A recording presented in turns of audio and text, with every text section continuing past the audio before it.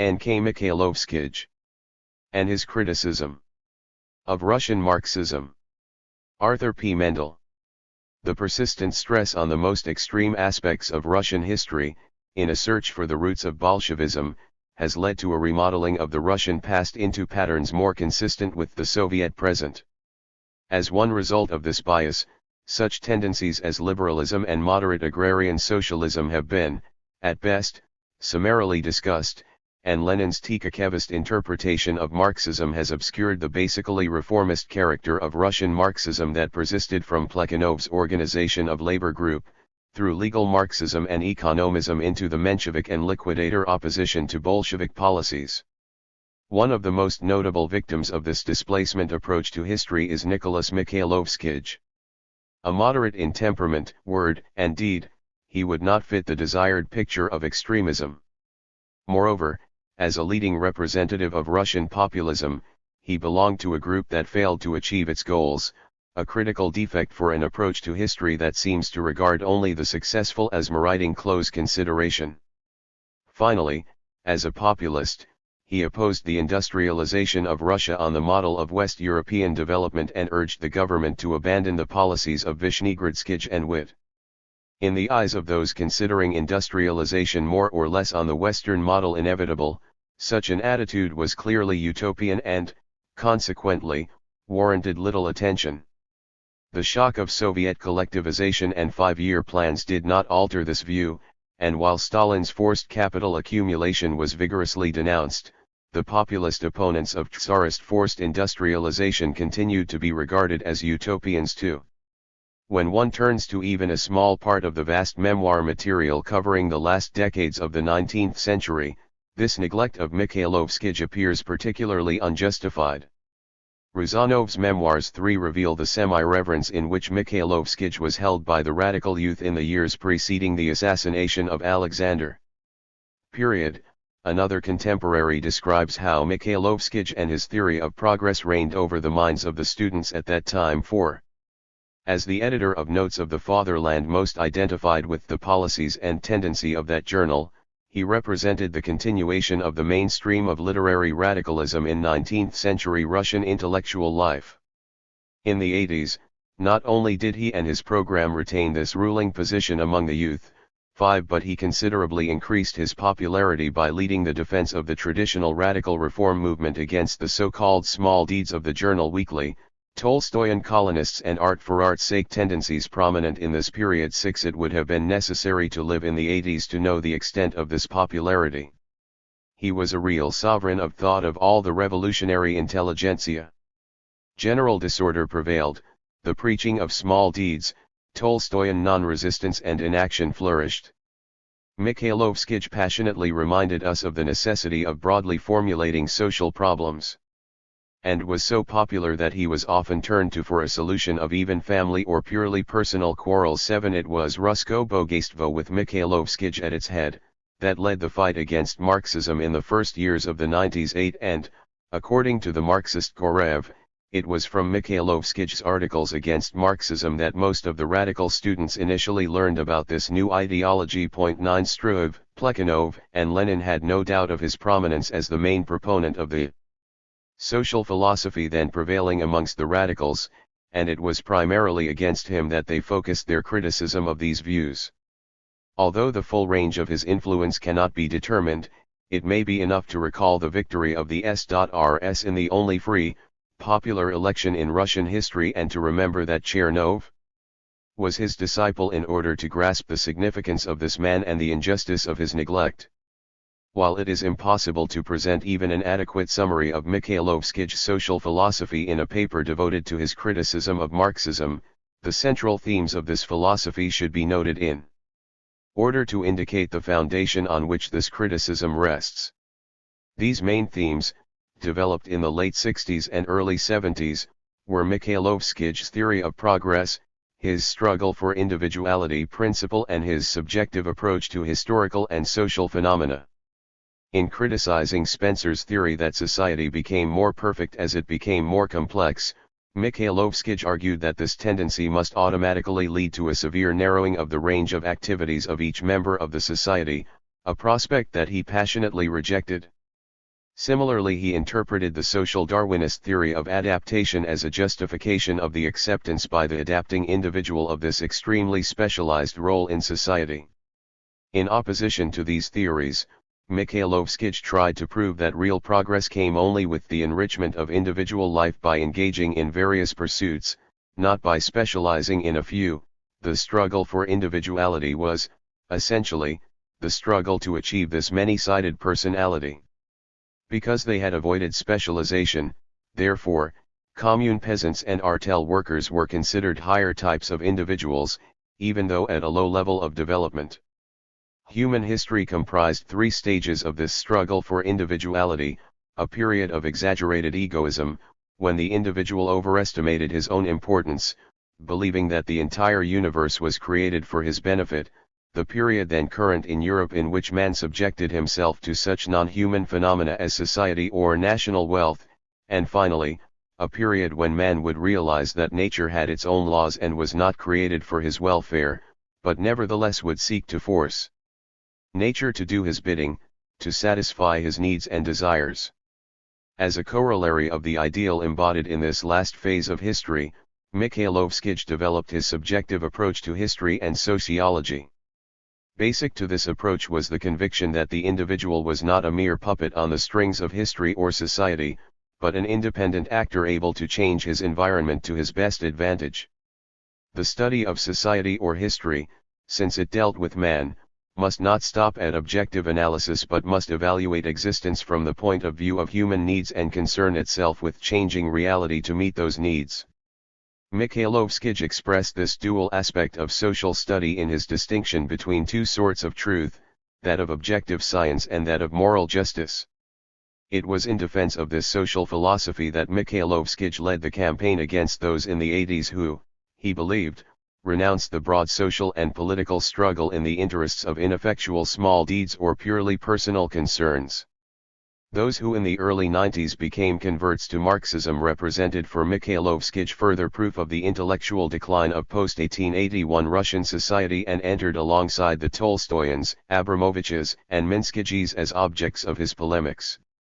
The new opponents, however, were far more dangerous than the foes of the 80s, for whereas the latter had only ignored the struggle for individuality, the Marxists actively supported the development of that very system in Russia which had always meant to Mikhailovskij the final defeat of the individual and the end of real progress. This hostile reception by Mikhailovskij of Russian Marxism in the early 90s, was the opposite of his response to the writings of Marx himself 15 years earlier. In 1877, he had defended Marx's theories against the criticisms of Zhukovskij, who considered them merely a plea for workers' rights supported by a formalistic application of Hegelian triads. Consistent with his own views, Mikhailovskij acknowledged and approved of the ethical element in Marx's writings, which, he contended, Marx supported by a mass of factual data, not by the heavy, clumsy, unnecessary roof of Hegelian dialectics 12. But it was one thing to describe vividly the depressing conditions existing in an industrial society, thus offering a lesson and a warning to Russia 13 and supporting Mikhailovskij's own argument. It was quite a different matter to say that because of ineluctable historical laws Russia must suffer the same miseries in order to achieve socialism. What Mikhailovskij argued against, therefore, was not the economic analysis presented in Capital, but the theory of historical materialism and its general application to all countries. Throughout the period of his polemics with the Marxists, he continued to distinguish these two aspects of Marx's work, recalling in 1892, for example, that even in 1877 he had completely accepted the economic doctrines of Marx while doubting his philosophical historical views. 14 He continued to stress the evils of capitalism portrayed in Capital 15, to praise Marx's erudition 16, and to note the wide acceptance of Marx's economic study 17 as compared to the lack of success of his philosophy of history. 18 Furthermore, he argued, Marx could not be blamed for what was said in his name. His ideas were abstracted and exaggerated for polemical purposes and, after traveling in this form from book to book, became part of the accepted dogma. 19 By focusing his attention on the historical philosophy of Marxism, Mikhailovskij hoped to demolish the basis of the Marxists' arguments regarding the inevitability of capitalism in Russia. What he considered the Hegelian underpinnings of this philosophy became his first object of criticism in this literary campaign. Hegel's philosophy of history met neither the criterion of objective truth nor that of subjective justice. It was merely a system of thought constructed from the depths of one's own soul, without preliminary observations or experiments, and yet claiming to explain all the laws to be derived from such observations and experiments. 20 If Hegelianism was at all useful, it was so only for the sphere of abstract logical categories where it is possible to prove successfully, for example, that nothing or the non-existent exists, that an existent doesn't exist, and that existence and non-existence are identical, for in this sphere everything goes smoothly. 21 Far more reprehensible to Mikhailovskij than this absence of empirical foundation was the flagrant violation of the principle of justice, the disdainful treatment of the human personality, in Hegel's philosophy. The individual in Hegel's worldview was but a powerless fragment tossed about by the ineluctable course of history. He was twice scorned: first, by not having any role in the making of his own history, since history developed according to its own immanent laws, and, secondly, by being a passive victim of this indefatigable process, suffering miseries that were considered only minor unpleasantnesses, in no way impeding the Hegelian Allgemeinheit. There could be no philosophy which could treat the individual with more crushing scorn and cold brutality than does Hegel's system. 22. Mikhailovskij's criticism of the Russian Marxists, mainly Struve, Plekhanov, and Tagan-Baranovskij, was virtually a restatement of this criticism of Hegel. Russian Marxism also lacked both truth and justice. Referring to the mass of facts used by Marx in Capital and to the Mont Blanc of data gathered by Darwin, Mikhailovskij asked where one could find a similar display of facts and erudition to support Marx's historical theory. He referred to the general statement of the theory in the Communist Manifesto, but nowhere could he find this statement supported by sufficient factual data. The nearest thing to such proof was presented in the primitive accumulation chapter of Capital, but this was an inexhaustive analysis of only one period, whereas the general theory claimed to reveal world history. He further noted the later statement by Engels that at the time the manifesto was written, Marx and he had planned to prepare such a comprehensive work but realized that they were deficient in their knowledge of economics. Thus, at the time when a theory afterwards accepted as axiomatic was first presented, requisite knowledge for proving it was lacking. This philosophical historical theory was, therefore, born not in science, but in the womb of Hegelian philosophy. By adopting Morgan's anthropological studies, Mikhailovskij maintained, Engels tried to fill this factual vacuum, at least in regard to antiquity, but he saw a paradox in the fact that the key to the understanding of the most important, until now unsolved, problems of Greek, Roman, and German history, as Engels described Morgan's book, should be discovered by a non-Marxist, 40 years after the basic theory of dialectical materialism was presented. 23 Marx and Engels were equally unsuccessful in finding factual data for their prognosis of the future. Nowhere did they prove the necessity of capitalism developing into socialism. Their prediction, in fact, was supported by nothing except fruitless Hegelian dialectics, and its acceptance was purely a matter of faith. 24 For an orthodox Hegelian, it was enough simply to say that negation must be followed by negation, but this was hardly convincing for a non-Hegelian. 25 It was this Hegelian key of keys 26 that gave the Marxists their infallible insight into the real core of history, enabling them to grasp the fundamentals and freely disregard all transitory phenomena. 27 To eliminate details though they had not even partially studied the phenomenon in question. 28 And to discern the real loyalties and beliefs of individuals in spite of contrary assertions of the latter. 29 They could pass through the temples of human knowledge and scornfully ignore the work of men like Mill, Comte, and Buckle as mere monuments of illusion not worth analyzing. 30 Those who disagreed with them they considered foolish for not accepting truth. And with a kind smile they took the Marxist schema from their pocket, fully copied from the works of Marx and Engels and, perhaps, some social democratic pamphlet. 31 Against this deterministic core of the Marxian worldview, Mikhailovskij brought a long series of objections, particularly criticizing the triad interpretation of nature and history. All such interpretations merely chose an arbitrary beginning out of a long series of successive changes and compressed the complex whole into an artificial framework. Rather than a materialistic starting point, one could just as well choose any other aspect of human nature, such as aesthetics, pleasure, or love. With a certain dialectic dexterity one could even show that certain economic relations, as inheritance, for example, were part of a superstructure resulting from sex and family relations. 32 Any deterministic theory was grossly inadequate in its exclusion of all that did not fit into the confines of the theory. The important role of nationalism, for example, as an independent factor in history that cut across class lines, was ignored by the Marxists. 33 Such single-factor determinism was, in effect, a form of metaphysics, not science. 34 And led only to oversimplified black-white interpretations of social and historical phenomena. 35 The only valid approach was to study all sides of a given problem, including the economic.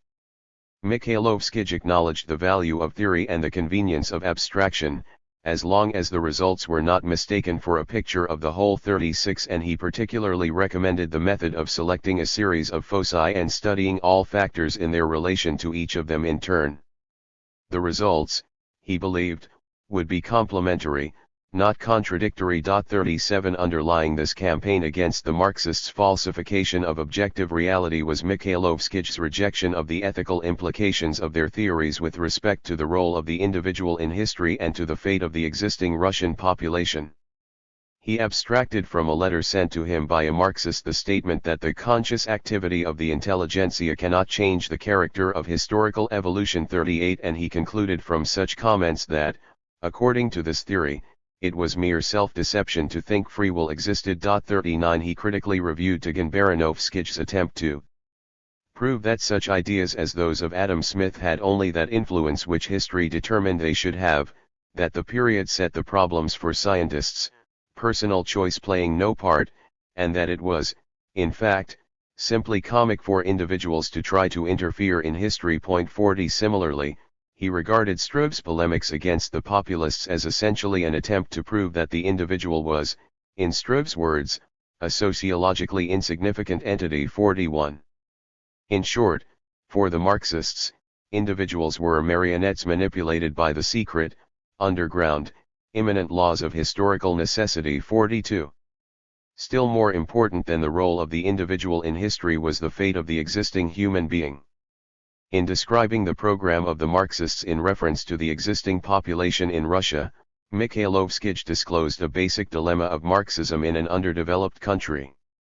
He had first analyzed this dilemma in his 1877 article defending Marx against Zhukovskij, and 15 years later, in his polemics with the Russian Marxists, he repeated this earlier argument.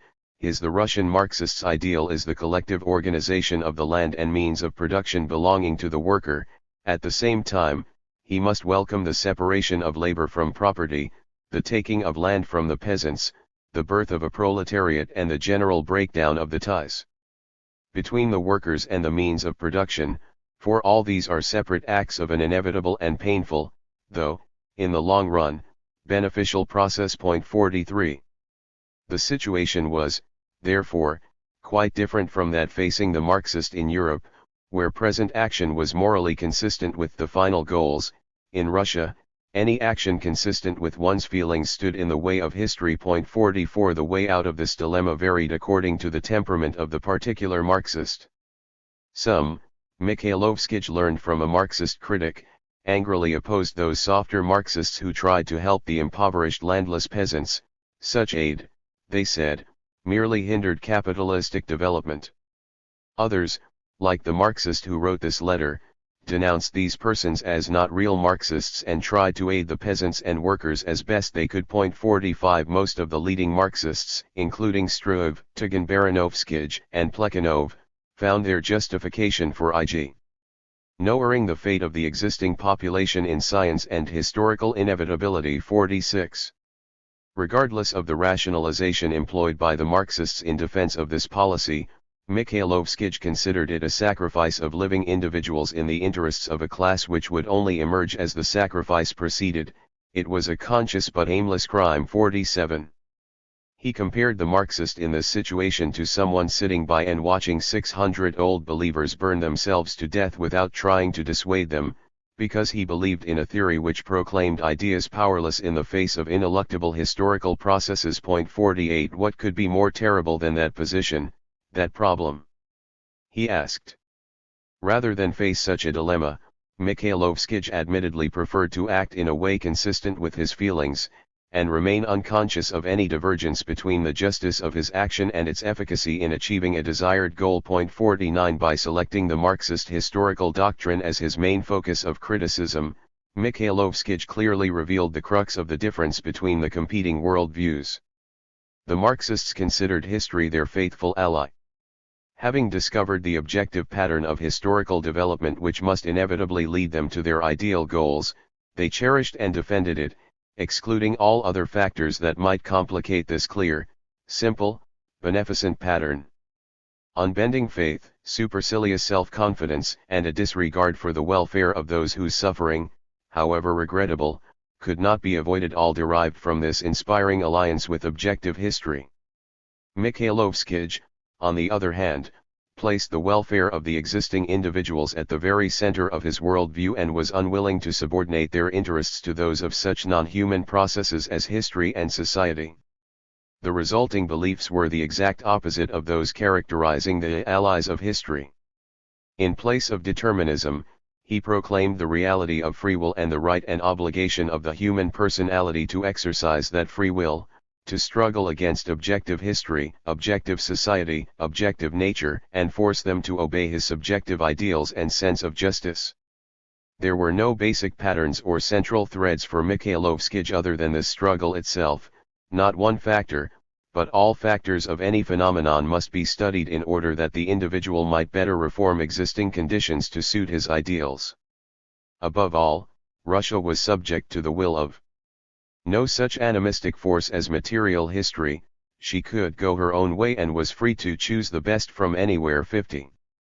Even had Russian Marxists heeded the interests of the existing population, as did their European counterparts, and even had they conceded a place for free will in the present instead of waiting until the leap into the realm of freedom, Mikhailovskij could not have turned to Marx's proletariat as did other disillusioned populists of the late 70s in search of a new Narod.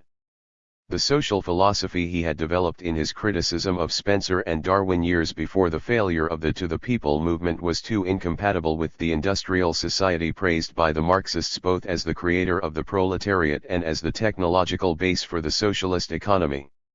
Unable to replace the peasantry by the proletariat, Mikhailovskij's response to the failure of populism in the 70s was to change from an opponent to a supporter of the liberal constitutional movement. 51. However ardently he might reject every aspect of Russian Marxism, Mikhailovskij lamentingly acknowledged its success in winning adherents. He compared this success to that of Bellamy's novel, both of which encompassed in a single formula a terrible past, an oppressive present and a bright future. 52. Because of its appealing clarity, symmetry, and completeness. Set forth in a thoroughly confident, indubitable tone, Marxism was able to satisfy both the proletariat and those of the non-proletariat who took to heart the plight of the workers. 53. The widening influence of this clear, simple, logical philosophy was also a result of the intellectual vacuum which, Mikhailovskij believed, prevailed in the late 80s and 90s. The intellectuals of the time sought easy answers, and here was a body of theories that held such answers for everyone. For one who does not want to think, everything is already thought out, everything chewed and put in the mouth, all that remains is to swallow. For one who does not want to do anything, whatever the reason may be, everything is done for him by historical necessity. One desiring complete truth without the chance of disappointment, may be assured that now the end of every utopia has certainly come. One who is uneasy about the poverty and imperfection in life, can know that all of this is for the benefit of mankind and even for those very people who are starving and growing more destitute. For one needing an unquestionably new word, here it is. .54. In 1877, Mikhailovskij had written that should a conflict exist between the inevitable and the moral, then the former must be chosen. 20 years later, however, he proclaimed that even if the inevitability of something is completely proven, we are not obliged to assist it. 65. The question was no longer whether or not capitalism was developing, but rather what action should be taken in response to this development. 66. Yet, all that Mikhailovskij could recommend was that those opposing this economic trend, if they do not fall into the abyss of despairing pessimism or devote themselves to the contemplation of their navels in the manner of Eastern ascetics, should seek in reality some seed from which with proper care they might be able to develop something consistent with their ideas and ideals. 57. The seed could not be found, and throughout the 90s, Mikhailovskij expressed in various ways that very despair and pessimism he cautioned others to avoid. His polemics took on a more bitter tone and increasingly expressed a subdued nationalism.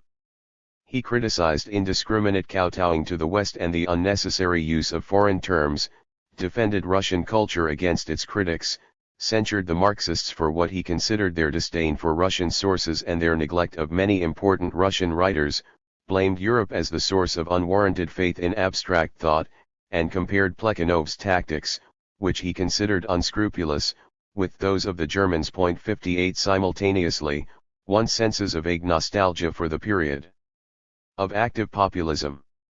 He praised the contemporary for voicing the sentiments of the entire social conscience in contrast to later journals that either served class interests or engaged in such escapist activities as pure art or pure science. The 60s, unlike later decades, he believed, was a period not warranting pessimism, for by the great reforms, Russia was given an open road to the future, permitting her to go her own way. The radicals of the 60s were to be envied, therefore, since they could sincerely strive toward their goal in a manner morally consistent with that goal. There was then no such conflict as his contemporaries faced, between morally sanctioned activity and effective activity. 69. More significant, however, than either this mild nationalistic or nostalgic response was his increasingly pessimistic attitude toward the future. At first, this note of pessimism was combined with a desperate appeal to throw oneself into the battle whatever the chances of success. This early combination of moods is clearly expressed in the following remarks written in June, 1892, with reference to criticism of the populist program: let it be, in fact, a fatal mistake and useless folly, a futile attempt to stop the inexorable movement of history which, all the same, will take its own course and mercilessly crush all who oppose it. But at least admit that there was in this neither exaggerated deference toward the West nor disdain for the hopes and needs of the great majority of the people.